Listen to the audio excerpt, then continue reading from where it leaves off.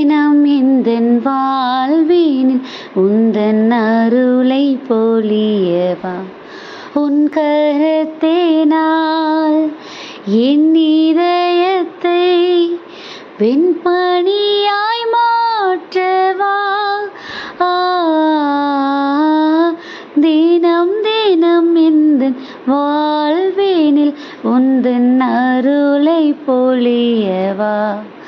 பொன்னோடும் இல்லை பொருளோடும் இல்லை உன்னோடு நான் வாழ ஏங்குகிறேன். உறவாடவா என்னை உனதாக்கவா. உறவாடவா என்னை உனதாக்கவா.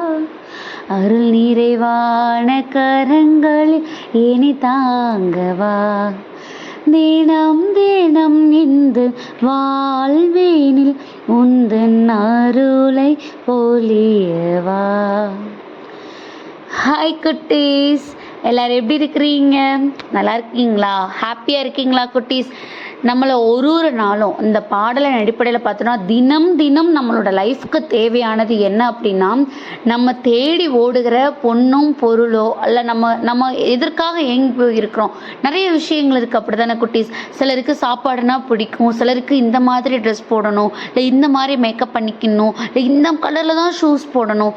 அந்த மாதிரி ஒருத்தவங்க அவங்கவுங்க ஏஜுக்கு ஏற்ற மாதிரி எப்படி இருக்கும், ஒரு விஷ் இருக்கும். அந்த நாளை நம்ம இப்படி தான் கொண்டாடணும்னு.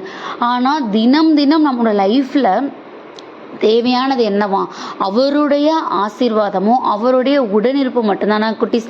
அவர் நம்ம கூட தான் இருக்கிறாரு அப்படிங்கிற அந்த உறுதி நம்மக்கிட்ட இருந்தாலே போதும்.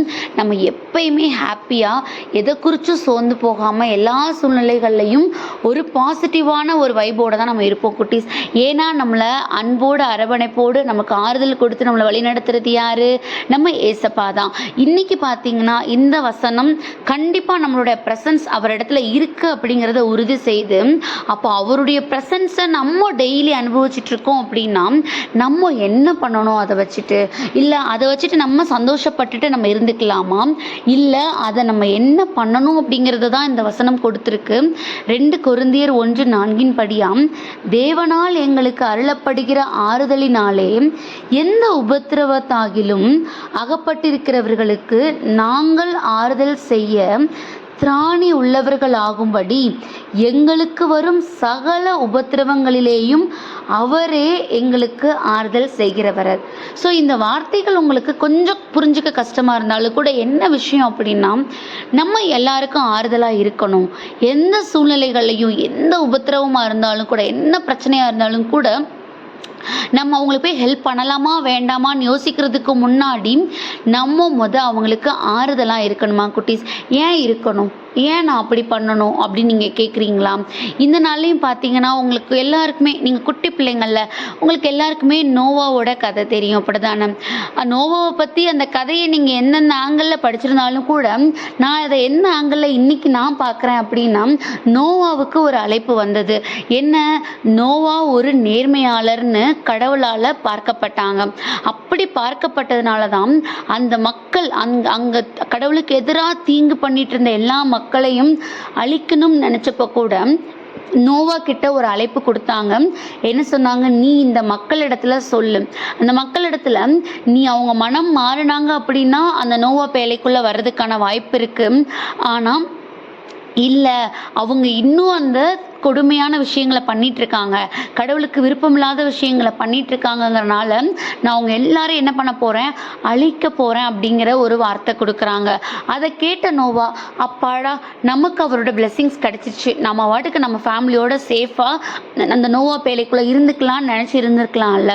நம்ம இப்போ நிறைய நேரங்கள் அவரோட ஆசீர்வாதங்களை பெற்றுட்டு நம்ம சந்தோஷமாக இருக்கோமா? அது போதுன்னு ஒரு சாட்டிஸ்ஃபைடோடு இருக்கோம்ல. ஆனால் நோவா என்ன பண்ணாங்களாம், அங்கே அவங்க கடவுள் குறிப்பிட்ட அந்த மக்கள் இடத்துல போய் அவங்க நெய்பர்ஸ்கிட்ட போயிட்டு, நீங்கள் தப்பு பண்ணாதீங்க, இல்லைனா கடவுள் இந்த ஃபுல்லாவுமே அழிக்க போகிறாங்க, ஸோ அதனால் நீங்கள் என்ன பண்ணுங்க, நீங்கள் கடவுளிடத்துல நீங்கள் பண்ண தப்புக்காக சாரி கேளுங்க. நீங்கள் சாரி கேட்டு நீங்களும் இந்த பேழைக்குள்ளே வந்துருங்க, நோவா பேழைக்குள்ளே வந்துருங்கன்னு அவங்க எல்லாருக்கும் என்ன பண்ணாராம், அவர் அழைப்பு கொடுத்தாராம். ஆனால் அதெல்லாம் கேட்கும்போது அந்த மக்களுக்கு அவ்வளோ கேலியும் கிண்டலுமா இருந்ததாம். அவங்கள கேலி பண்ணாங்களாம் குட்டீஸ். கடைசி என்ன ஆச்சு பார்த்தீங்களா? அவங்க எவ்வளவோ அழைப்பு எடுத்து கூட நோவாவோட பேச்சு அந்த மக்கள் கேட்கல. கடவுளோட கோபத்துக்கு ஆளாக தான் செஞ்சாங்க. மேலும் மேலும் அவங்க தப்பை செய்ய தான் செஞ்சாங்க. அதனால கடவுளோட வார்த்தைகளுக்கு செவி கொடுத்து, கடவுள் கொடுத்த அழைப்புக்கு செவி கொடுத்த நோவாவும் அவங்களோட ஃபேமிலியும் கடவுள் கொடுத்த அந்த இன்ஸ்ட்ரக்ஷன்ஸ் படி ஜோடி ஜோடியான விலங்குகள் மட்டும்தான் அந்த பேழைக்குள்ளே என்னாச்சு, பாதுகாக்கப்பட்டது. மற்ற எல்லா மக்களும் அழிஞ்சு போனாங்களாம். ஸோ இதை நான் எப்படி பார்க்குறேன் அப்படின்னா, நமக்கு இதை 2 விதமாக நம்ம எடுத்துக்கலாம். ஒன்று, நோவாவுக்கு கிடைச்ச ஆறுதலை, நோவாவுக்கு கிடைச்ச பிளெஸ்ஸிங்ஸை அவர் மட்டும் வச்சுக்கலான்னு அவர் நினைக்கல. தான் கூட இருக்கவங்களும் அந்த பிளெஸ்ஸிங்ஸ்குள்ளே வரணும்னு அவர் நினச்சாரு.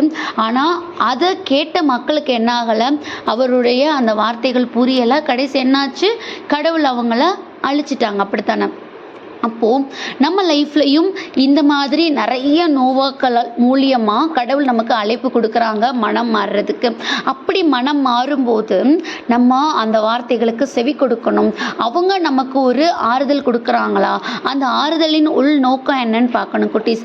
இப்போ நோவா அவங்களுக்கு அவங்க பிரச்சனையிலேருந்து, அவங்க தீங்குலேருந்து மீண்டு வர்றதுக்கு ஒரு அழைப்பு கொடுத்தாங்க.